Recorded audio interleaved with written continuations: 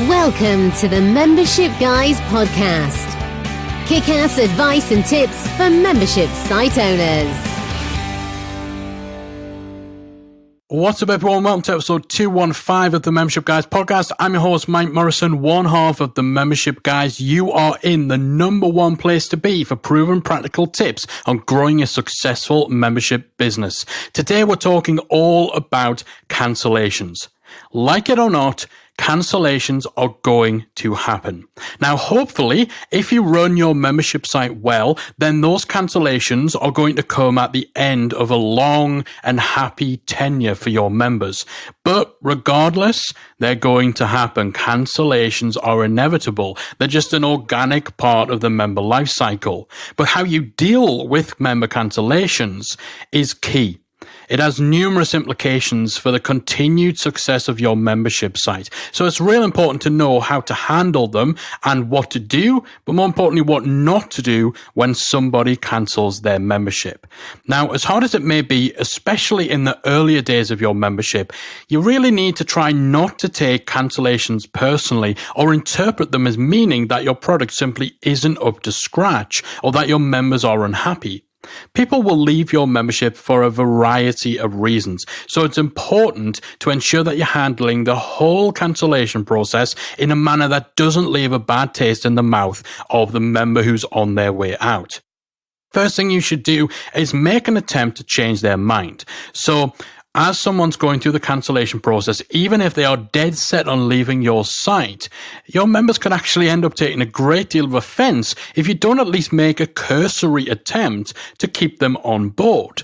You know, if someone's looking to cancel and there's no indication whatsoever on your website that you give a damn about the fact that you're losing a member, that can actually rub people up the wrong way.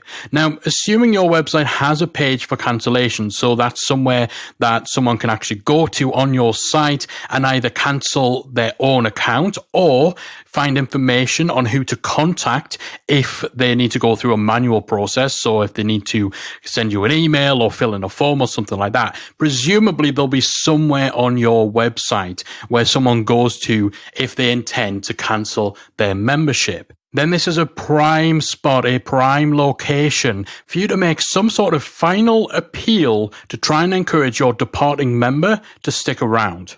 If you want to add a personal touch, you could try adding a video to this page, maybe one that you update regularly that outlines some of the exciting stuff that you have planned for the future in your membership that you would hate for that person to miss out on. You might even ask someone who's planning on leaving to email you or your support team before they make that final decision in order to give you an opportunity to address any issues before they totally cut ties. Perhaps you even give them the ability to book in for a quick 10 to 15 minute call with you where you can actually discuss any particular reasons why they're leaving in person. You know, we said people will leave your membership for a variety of reasons. It may well be that they feel that they're at the end of their journey, but actually perhaps they're not really realizing just how much work there's still to come, and just getting them on a call where you can actually dig into the reasons they want to leave, that could afford you the opportunity to better inform them so that they have all the facts, all the info, and they can take that into consideration when they're weighing up whether or not they actually still want to cancel. You might want to even offer an alternative payment plan, maybe the option to pause their membership, or perhaps even some sort of downsell to a lower priced membership level or a scaled back version of your membership. Now, this sort of stuff isn't going to change everyone's mind, but even if by doing this, by making that final appeal, by stepping in and at least trying to affect that final decision about cancellation, even if this only helps you to salvage just 10% of members who would potentially leave your site otherwise, then the minimal effort that it takes on your part to at least try, to at least attempt to make this final plea to your members, it's going to be worth it. So definitely make sure that you make an attempt to change the mind of anyone who's going through the cancellation process. Next thing you should do is ensure that you're surveying your lapsed members. feedback on the reasons why people leave your membership is so extremely valuable, as this will highlight any holes in your strategy or weaknesses in your product. So it makes total sense to survey the members who've left your membership or members who are on their way out of the door. Now, you don't want this to be an obstacle. You don't want to annoy them by putting a 100-question survey in the way of them being able to leave. And particularly if you're surveying people who've already left, maybe they left months or even years ago, then you're perhaps asking for a bit too much goodwill if you send them a lengthy survey. So you want to keep it brief. You might even limit it to a single question. Something like, please let us know why you're leaving, or please let us know why you left, and then just letting people type whatever they want. It's real easy to set up a basic survey using something like SurveyMonkey, Typeform, Gravity Forms, Woo Forms. There's all sorts of different tools out there. And then you could either place this survey on the pre-cancellation page, so the page someone goes to if they want to start the cancellation process. Or if you don't want to add too much friction into the cancellation process, you could put it on the page someone sees after they've gone through the cancellation. So once they've confirmed that their subscription is ended, then that might be a good place to place this survey as well. Or just send it out by email to your lapsed members a couple of weeks or a few months after they've gone. The responses you get from this sort of survey should give you some action points to work on. If you want to get more honest feedback, then you might want to consider making the survey anonymous. People are going to be far more likely to just give you the straight up truth if they don't need to sign their name to it. Whereas if their name's on it, they might be a little more worried about upsetting you or offending you, and as a result, you're not going to get the data you need. Now, if you choose not to make it anonymous, and you do ask people to fill in their email address and their name when they complete the survey, that does also then give you the opportunity to follow up with their responses and to try and address that person's problems directly as well. So there's definitely a pros and cons to making the survey anonymous. Third thing you should try to do, definitely try to win your customers back further down the road. This is the entire reason why you don't want to make the cancellation process a painful one. You don't want there to be too much friction or make people jump through too many hoops, because cancellation is never the end of the journey. There's always scope to win your ex-members back. Circumstances change, and over time, people who have left your site may find themselves missing being part of your membership. They may find themselves wishing they'd never gone, or maybe they're in a better position to rejoin. Maybe it just makes more sense in the context of where they are when they cancel versus where they might be 6 months down the road. So you definitely want some sort of win-back campaign. Now, if your email marketing provider has automation features, so they enable you to set up email series and fancy automations and stuff, then you could use those tools to set it so that anyone who cancels or anyone who lets their membership expires gets put onto a special lapsed members, cancelled members list. So the purpose of this would be to enable you to run a very brief win-back sequence a few months after somebody's cancelled. Now, you don't want to put people on an ex-members list and then just start bombarding them with spam week in, week out, begging them to return. You don't want to be that needy ex who will not let it go. But certainly, once a bit of time has passed, 2 to 3 months, then it's advantageous to still have someone on your email list and to use automation in order to send them a brief but targeted win-back campaign. Now, you do have to tread carefully. You don't want to come on too strong. You don't want to be blasting out endless emails, because really it's not going to go down well. As we said, you don't want to be that obsessive ex. Simply sending an email to let someone know that you miss them as a member, perhaps to give them a special offer if they wanted to return, maybe to let them know after a few months what new content or what changes have been added. This sort of stuff gives you an opportunity to win your members back without annoying the hell out of them by hammering their inbox. Something else you could do that doesn't involve email is to actually make use of remarketing and retargeting through the likes of Facebook and Google. So both of these platforms give you the ability to target ads towards people who have visited certain pages on your website or completed certain actions.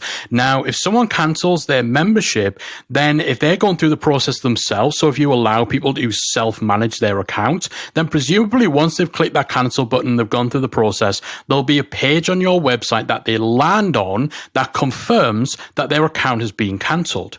Now, you can use the URL of that page as a basis for showing remarketing ads through Facebook or through Google. So you can set it up so that anybody who has viewed that page, because the only people who would view that page are people who have left your membership.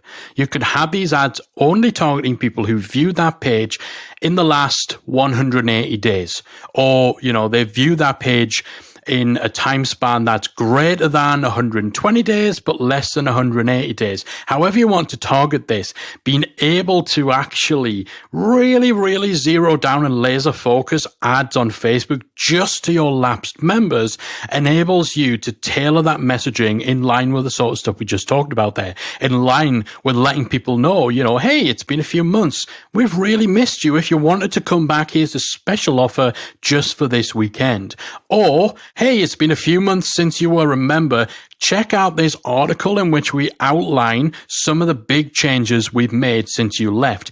That kind of targeting and that use of remarketing ads, again, it's a real great tactic to use in your efforts to try to win back your ex-members further on down the road. So, first and foremost, when it comes to cancellations, again, you don't want to be burning your bridges and you definitely don't want to take it personally. Cancellations are just a natural part of the member life cycle. Make sure you're definitely making an attempt to change the mind of someone who's thinking about leaving. You don't want to make it hard. We always say make the decision to cancel difficult, but the process easy. You don't want to stand in people's way and block the door because that'll cause resentment, and then those guys are never going to come back. They're going to say lots of negative stuff about you. They're not going to recommend anyone to you. So make the process easy, but the decision difficult. And a way of making the decision difficult is just by making that last-ditch attempt to change their mind. Give people the option of getting in touch with you and having a brief chat before they go. Have a little video on the cancellation page, making your case for why someone should stick around. So definitely make an attempt to change their mind. Make sure you're gathering feedback from people who are leaving and people who have left maybe several months ago in order to identify any gaps or any issues that you could potentially address within your membership. And definitely make an attempt to win your customers back further down the road. Cancellation is not the end of the journey. There's always scope to get ex-members to come back. So these are some of the things you should be doing to make sure you're handling cancellations in a positive way. But there's definitely a right and a wrong way of dealing with user cancellations. Now, I'm sure that if you had things your way, your members would never leave. I know if I could, rub a magic lamp and have just one wish, it would be that every single person who joins Membership Academy stays there forever, never even considers leaving. But, that's just a pipe dream. There's nothing wrong with having a desire to wish that your members would never leave. However, some people take this sentiment a little too far, to the point where they go out of their way to try to stop people leaving their site. The logic behind this is flawed. You cannot force someone to want to remain a part of your membership site. And even if you could, why would you want to keep someone around who absolutely does not want to be there? So, some of the big no-nos when it comes to cancellations. First and foremost, making it deliberately difficult to cancel. Again, as we said, make the decision difficult, but the process easy. One of the big faux pas that people make when they're trying to keep their cancellation numbers down is they overcomplicate, they craft and design this cancellation process that's deliberately difficult, overly convoluted, in the hopes that if they make it real hard to cancel, people just won't cancel. They'll give up. It's too much hassle. So they'll remove any option, any functionality that allows people to cancel their own subscriptions. They make it hard for them to find, where to go, who to contact, what to do. And then they end up giving people the runaround when they eventually find someone to call or email to request a cancellation. This is such a dumb approach. There's so little point in doing this, where essentially you are just hoping that you can frustrate someone into submission and then maybe they'll forget that they were going to cancel. Now, considering that the most popular payment processors used by membership owners, like PayPal and Stripe, actually have the facility for the customer to cancel their subscription payments at their end, then if someone has no luck canceling through your site, they're going to find another way out. If somebody's used a credit card to pay for their subscription, as many people do, then if you don't make it easy for them to cancel, it's going to be a lot easier for them to just submit a fraud claim against you via their credit card company. And that's something that can have serious implications for your ability to continue doing business. Same as if you're taking payments by PayPal. Not only can someone log into their PayPal account and manually cancel their subscription via that tool anyway. So again, this just negates you giving them the runaround in your overly complicated process. But also, if they file a complaint against you through PayPal, then, you get enough of those, PayPal will freeze your account, they'll shut you out of being able to do business. So it's self-defeating. It's far better not to stand in the way of someone who's looking to cancel and instead capitalize on the opportunity to try to change their mind or to help them discover something about your membership that maybe they hadn't previously realized and maybe might be enough for them to want to stay around.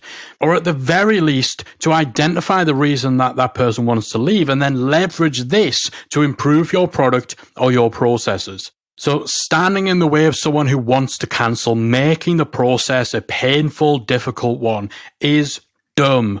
Do not do it. You're going to burn your bridge with that member. And as we talked about before, so many people who leave will eventually come back, but that is not going to happen if you've made the outgoing process, if you made the exiting of your membership an absolute nightmare. Another tactic we see people using is to insist on a cancellation period, during which time the outgoing member is presumably expected to continue payment. Now, unless a member signs a legally binding contract, you can't enforce this. You can't make someone stay for 90 days if they want to leave. And even if they do agree to this in your website's terms and conditions, then again, one, there's likely little you can do to actually enforce this because, hey, you tell me I need to keep paying you for 3 months before I can go. I'm going to PayPal, I'm going to my credit card company, I'm cancelling one way or another. And again, as we said, that's going to cause problems for you. So unless you plan on taking members to court for the sake of a few dollars and potentially embarrassing yourself when the judge turns around and says, yeah, just writing on a page that you have a 90-day cancellation period means nothing, then, again, it's dumb. Once again, it's so very likely that if you do try to stall someone from leaving, you do try to continue taking money from them, they're going to find another way of cancelling their subscription or blocking payment. So you're left in the same position as you would be if you just let them go. But actually, no, you're not left in the same position. You're left in a worse position because your relationship is torched, because the opportunity to get feedback, the opportunity to salvage the sale has gone, and you're just left with a very, very annoyed ex-member who will almost certainly tell everyone else to avoid you like the plague. So there's definitely a right way and definitely a wrong attitude when it comes to handling cancellations. And, I get it. Nobody likes to see their members leave, especially when we work so hard to get them in the first place. But when they do, it's far better to handle it in a dignified, positive manner and to attempt to get something good out of the situation rather than throwing a hissy fit and burning your bridges with someone on their way out. So hopefully this episode has given you something to think about as regards to your own cancellation processes. If you're a little worried that maybe you fall into the what not to do camp a bit more than you want to, then again, hopefully what we talked about is helping you to see the light of why you should handle cancellations in a far more positive manner and why it's self-defeating to be a pain in the butt when somebody wants to leave your membership. All right, that's it from me for this week. Hopefully you've enjoyed today's episode. As always, I'd love to hear what you think. We'd love to get your feedback. If you're on Twitter, hit us up at Membership Guys. On Instagram, at Membership Guy.